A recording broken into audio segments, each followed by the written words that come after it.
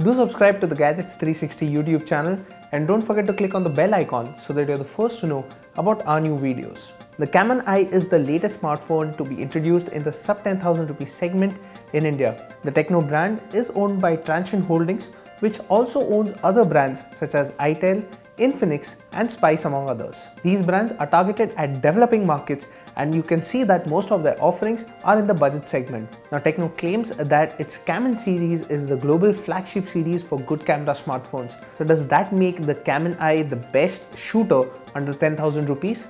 Well, we find out.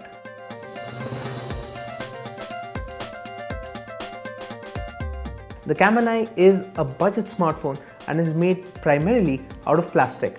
It has a 5.65-inch 18:9 display on the front and a fingerprint scanner at the back. The phone has 13 megapixel cameras front and back, and while the front has a single LED flash, the back has a quad LED flash. The 3.5mm headphone jack is positioned on the top, whereas the micro USB port, the primary microphone and the speaker grill is positioned on the bottom. The phone sports a 3050 mAh non-removable battery under the back, and Tecno ships a 6.5 watt charger in the box. Talking about the specifications of the Camon I, the 5.65-inch display sports HD+ resolution. However, Tecno ships a plastic film protector that is pre-applied on the screen.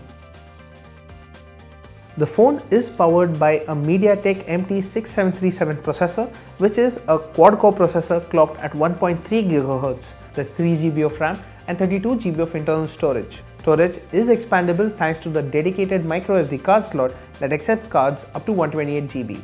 The Camon I is a dual SIM device with 2 nano SIM slots with support for 4G and VoLTE. Software is where Tecno has taken a slightly different approach. It runs on Android Nougat with a layer of HiOS, which is Tecno's custom UI, on top.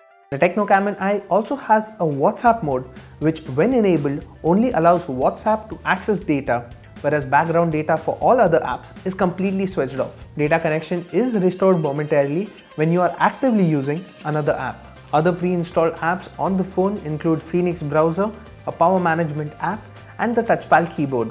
We found Phoenix Browser to be a little spammy as it would send spammy links to the lock screen. Sadly, you cannot uninstall the app but disable it. Tecno also offers a toggle for full screen mode so that apps that are not compatible with the new 18:9 aspect ratio can run on the traditional 16:9 aspect ratio. We did see a slight lag while gaming when playing games like Shadow Fight 3, while basic games ran fine. The 18:9 display makes viewing content immersive and has decent viewing angles. Battery performance on the phone is decent and it should last you one day with light use.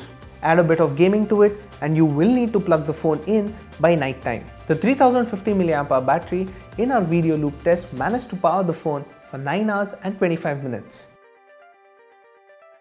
The Camon series is a lineup of camera-focused smartphones and we were intrigued if the Camon I could be a good budget shooter. Photos clicked from the Camon I were average, but it did manage color reproduction quite well.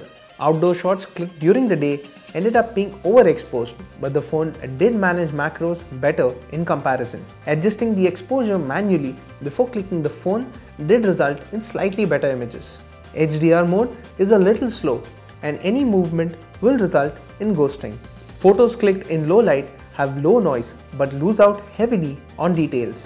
The selfie camera has a wide selfie mode that requires you to pan the phone horizontally as it clicks 3 images and stitches them for a wider output. Overall, the camera performance is average. Daylight shots are good, but low light is where it suffers. If you are on a budget and want a big 18:9 display, then you might want to take a look at the InFocus Vision 3. But if good camera performance is what you want, take a look at the Moto G5. Thanks for watching. For more news, reviews and features, head straight to Gadgets360.com.